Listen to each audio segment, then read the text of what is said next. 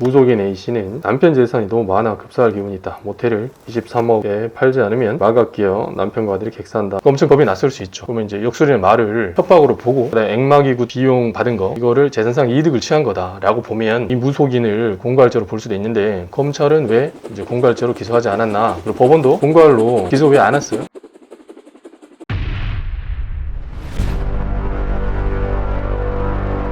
안녕하십니까.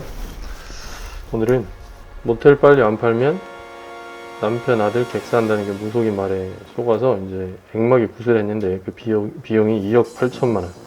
그리고 또 남편 몰래 매매 계약서를 체결하고, 그래서 그렇게 한 아내하고 거기 받으면 무속인 2명에 대해서 집행유예를 선고했다.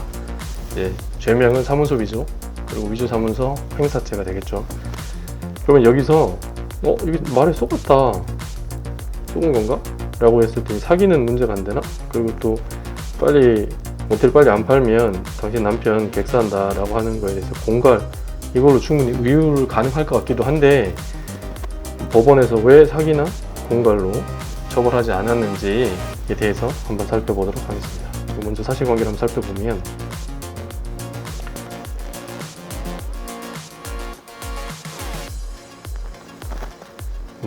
그래서 이제 무속인 A씨는 꽤 됐나봐. 2020년 2월 영업부진 모텔 대출금 이자 등으로 고민하는 B씨에게 남편 재산이 너무 많아 급사할 기운이 있다. 모텔을 23억에 팔지 않으면 마각기어 남편과 아들이 객사한다 라는 취지로 말했다는 거죠. 그래서 이제 이 말을 들은 아내가 무서운 생각에 30억 이하로는 모텔을 처분할 생각이 없는 남편 몰래 이 무속인 A씨하고 이를 돕는 이제 법사 C씨에게 모텔 매수자를 알아봐 달라라고 요청을 하고, 그래서 이제 10일 만에 모텔 매매 계약서를 작성을 했다는 거죠. 그리고 이제 등기도 마무리해주고, 그래서 또 액막이 구슬을 해주고 돈도 받고, 그래서 700여만 원 받고 또 추가로 더 해줘가지고 1억하고 1억 이제 7천만 원을 받아낸 건데, 그런데 이 무속인하고 법사 이런 사람들을 다 공범으로 봐서 사무소 위조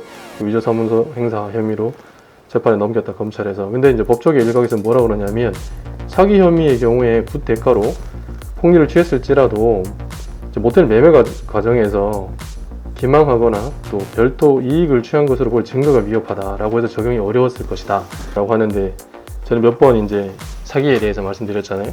기망행위가 있고 이제 그 쏘가가지고 처분행위를 하고 기망행위와 처분행위 사이에 인과관계가 있고 이제 이런 게 있어야 되는데, 그리고 또 재산상 이익을 다시 써드리면 사기가 되려고 하면 이제 기망행위가 있어야죠. 속이는 사람, 이 사람한테 쏘은 사람의 처분행위가 있어야 돼요. 그래서 요거하고 요거 사이에 이제 인과관계가 있어야 되는 거예요. 인과관계가 있어야 되고, 요렇게 해서 이제 이로 인해서 재산상 이익을 취해야 되는 거죠. 그래서 이제 요게 이제 입증이 쉽지 않았을 것이다, 증거가. 그래서 다만 이들이 그 해당 법인의 묵시적 위임을 받은 대리인 자격으로 매매 계약을 체결했고, 이제 무속인 A씨가 다른 기사에 제가 이제 찾아봤는데 적극적으로 가담한 정황이 많이 보이더라고요. 그래서 B씨 혼자 계약을 진행하면서 매매 계약서를 작성한 것을 들어 공모한 게 아니다 라고 이제 맞섰는데, 무속인이 그게 아니고 함께 한 게 맞다 라고 했더니, 이제 그래서 재판부가 공모의 근거로 든 게 뭐냐면, 모텔을 빨리 처분하지 않으면 남편이 객사한다며 모텔을 처분할 생각을 붙이도록 한 점, 남편 동의 없이 모텔 매매를 진행한 것을 알면서도 남편의 신분증이 없다는 B씨 말을 듣고 알아서 구해보라는 식으로 답변하는가 하면, 이제 매도 의사를 확인하려는 법무사와 전화 통화할 때 법사 C씨한테 이제 남편 행세를 하게끔 한 거죠. 적극적으로 가담을 했다라고 해서 각각 징역 1년 2월에 집행유예 2년을 선고했다는 거죠. 그리고 이제 법사였나요? 이 C씨는 정도가 좀 약하다고 봤는지 징역 10월에 이제 집유 2년을 선고했는데, 그렇습니다.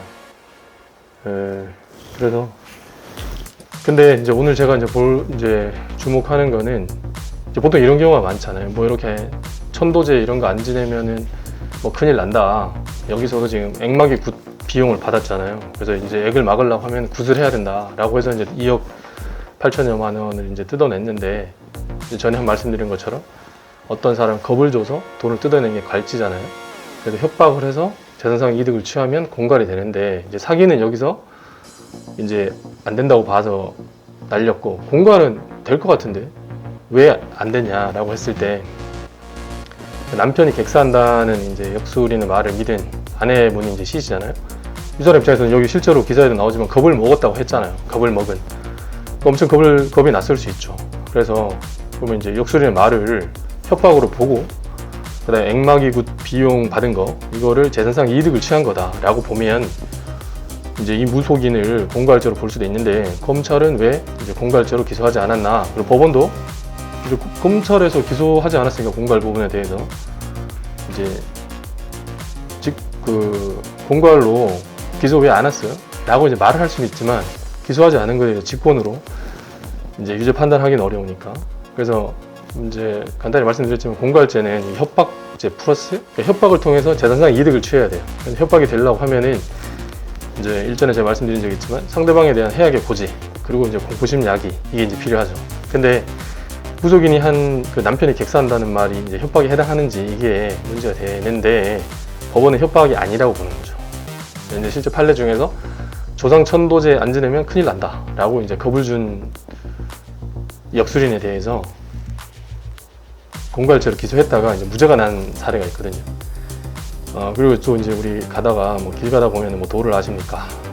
뭐 하시는 분들한테 속아가지고 이렇게 뭐 정성 드린다고 그러잖아요. 뭐 제사 비슷한 거 드리고, 이후에도 추가적으로 돈을 빼앗기고 나서 이제는 협박이나 공갈로 아니면 속아서 사기로 이제 이런 분들, 이런 특정 종교단체에 있는 사람들 고소해 봐도 대부분 잘 받아들여지지 않죠.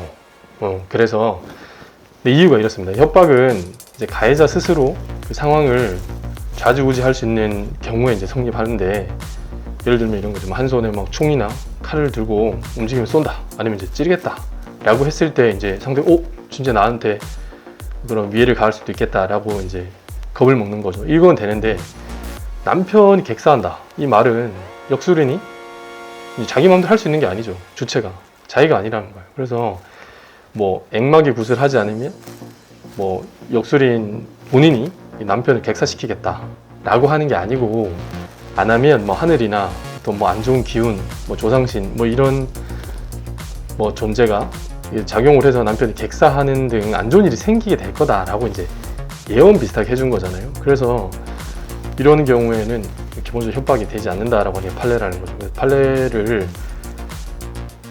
판례는 이제 보면은 판례 좀 어렵지만 저 읽어드리면, 협박이란 객관적으로 사람의 의사결정의 자유를 제한하거나, 의사결정의 자유, 어떤 마음을 먹고 말, 이제 어떤 일을 할지 말지 마음을 먹는 거잖아요. 의사실행의 자유, 행동을 할지 말지, 이런 자유를 방해할 정도로 겁을 먹게 할 만한 해악을 고지하는 것을 말하고, 그 해악에는 이제 인위적인 것뿐만 아니라 천재지변 또는 뭐 기룡화복에 관한 것도 포함될 수 있는데, 다만 이 천재지변 또는 뭐 실력, 이런 기룡화복을 이제 해악으로 고지하는 경우에는 이제 여기가 중요한데, 상대방으로 하여금 이 행위자 자신이 그 천재지변 또는 실력이나 기룡화목을 사실상 지배하거나 그에 영향을 미칠 수 있는 것으로 믿게 하는 등 이제 명시적 또는 묵시적 행위가 있어야 된다, 이제 이런 판례거든요. 그래서 핵심은 이제 행위자에 의해서 직접 간접적으로 좌우될 수 있어야 되는데, 이제 그렇지 않으면은 이 협박이 되기 어려운 거죠. 그래서 이 사건에서도 이제 협박이 되고 또 공갈이 되려면 액막이 굿을 하지 않으면, 또는 모텔을 팔지 않으면 내가 남편을 객사시키겠다. 이 역술인 입장에서 또 뭐 액막이 굿을 하지 않거나 모텔을 팔지 않으면 내가 조상신을 불러들여가지고 남편을 죽게 하겠다 라는 것처럼, 이제 뭐 사이비 교주나 이런 사람들 뭐 그렇게 하는 경우 있다고 하는데, 뭐 이런 경우에 이제 본인의 힘으로, 역술인 본인의 힘으로 해해를 끼칠 수도 있다라고 해야 비로소 이제 공갈이 되는데, 여기서 이제 그런 정황이 보이지 않는다는 거죠. 그래서 근데 이제 이 역술인이 이제 법을 좀 아는 건지 아니면 뭐 동종업계 사람들끼리 이 판례에 대해서 이제 뭐 공유가 돼 있는 건지는 잘 모르겠어요. 아무튼 이제 이것이 검찰이 협박죄나 공갈죄는 손대지 않고 또 사기죄도 손을 안 댔죠. 공소유지가 어렵다고 봐서 그런 것 같아요. 그리고 이제 사문서 위조와 위조사무소 행사죄로만 기소한 이유고, 또 법원에서도 요 부분만 유죄 판결한 이유라고 보면 되시겠습니다. 오늘도 남편 객사 운운하면서 남의 돈을 손쉽게 말아 드시려고 한 이 나쁜 사람들에 대해서 이야기 좀 해봤습니다. 그래서 길 가다 보면 뭐 영이 막다, 도를 아시냐, 구슬해야 한다는 사람들, 이런 말 하는 사람들이 있잖아요. 심심치 않게 아직도. 근데 이제 이런 사람들의 말에 현혹되기보다는 여러분 스스로를 이렇게 인정해 주시고, 지금까지 잘 오셨잖아요. 그래서 스스로 인정해 주시고 또 토닥토닥 해 주시면서 정신 바짝 차리는 하루 되시기를 바랍니다. 감사합니다.